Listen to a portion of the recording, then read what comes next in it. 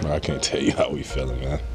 We done lost 4 games. I mean, we've been fighting for 3-4 weeks now, and we still get the same results. So, I don't know what to tell you. You lose 3 games, and then you tell me. I wish I had the answer.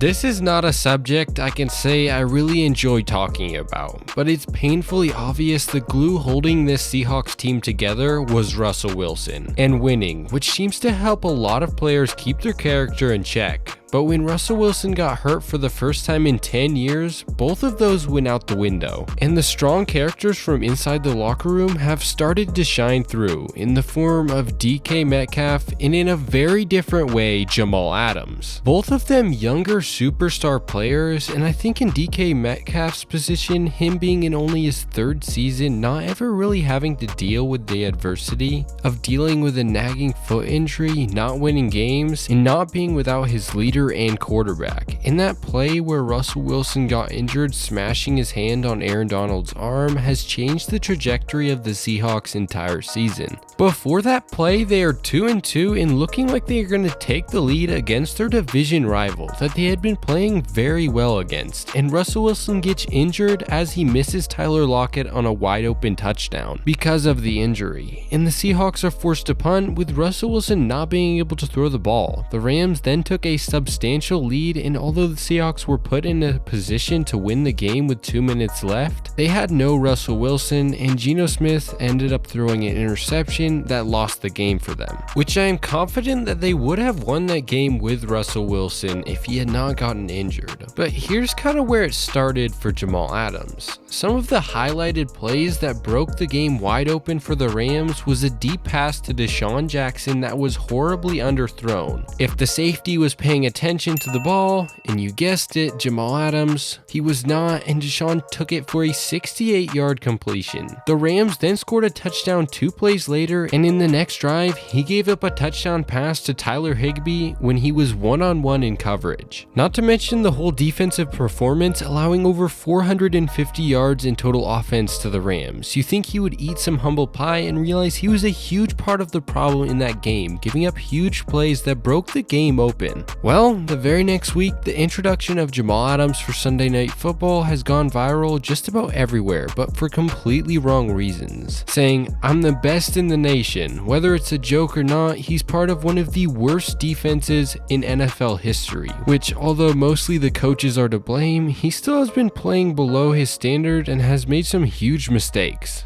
And he had the perfect chance to win the game for the Seahawks on Sunday night versus the Steelers when Big Ben hit him in the chest with the ball that would have easily been a pick 6 had he had caught the ball. He also dropped a pass that was tipped and went right through his arms. Just basically super frustrating for me, and I imagine for plenty of other Seahawks fans, for a few weeks now that the Seahawks defense is basically a joke, and Jamal Adams is dancing after every play and doing stuff like he's claiming he's the best in the nation after giving up 100 yards the game before and giving up huge completions that were completely his fault. And just after being paid more than any safety in NFL history, you think he would just keep his head down and prove he's worth that contract. And then we come to the player who is definitely struggling in Russell Wilson's absence. DK Metcalf. And before we dive into this, I think the main thing you have to understand is DK Metcalf is still an extremely young player and that he has been put in a horrible position in the last few weeks. First, he lost his quarterback for the first time in his career to go along with losing this many games for the first time, and it's pretty painfully obvious he's just not handling it very well.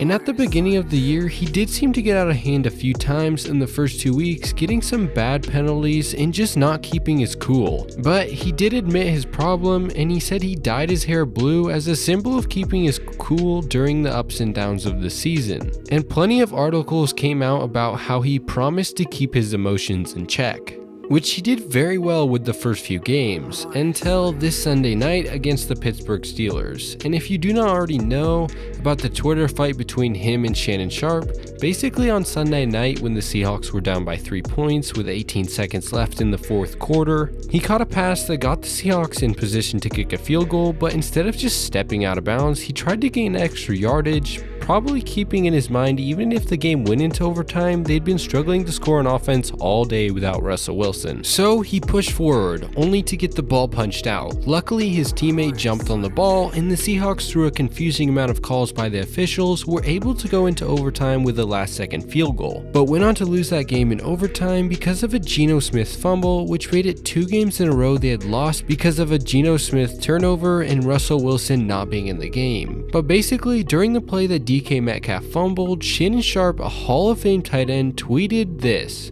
"What was DK thinking, trying to play hero ball in that situation?" Basically, the tweets went back and forth, with DK saying, "Don't question me, little boy," and Shannon Sharpe responding with a harsh but true tweet about the play, and DK being too prideful to admit he was wrong. DK just responded with some pretty disrespectful and honestly pretty ignorant and prideful tweets, not admitting he was probably made the wrong decision. But the main problem is he was just so disrespectful to a Hall of Fame player, calling him names like washed up wannabe, when DK would be lucky to be close to the level of play that Shannon Sharpe has been. And it was really just DK defending himself with insults and not really saying anything real, even though Shannon Sharpe was basically spot on. The thing is, DK is obviously just extremely frustrated after losing this game and was probably not thinking straight, as he did reply to some of these tweets very late after the game had ended. And that kinda shows perfectly in the press conference after the Steelers loss, which is the clips I played at the beginning. Basically, in the press conference, it only lasted 2 minutes. He was very frustrated and distraught and basically said, "I can't tell you how the team is feeling. We have lost 4 games in 6 weeks. We've been battling as hard as ever for 3 or 4 weeks now, and we've had the same outcome." And he wished he had the answers to improving their play on the field. So I don't think DK Metcalf is a bad player or he has bad character. I think he let the emotions that he had not dealt with before without his quarterback and leader get the best of him. And he took Shannon's tweets as an insult instead of constructive criticism. I think once the Seahawks get back their quarterback, things will quiet down, and as long as they win some games without him, he could still get them into the late season of playoffs. Hopefully DK learns from this and Jamal can pick up his performance and stop overhyping himself and just pull himself together, as well as the Hawks pull themselves together.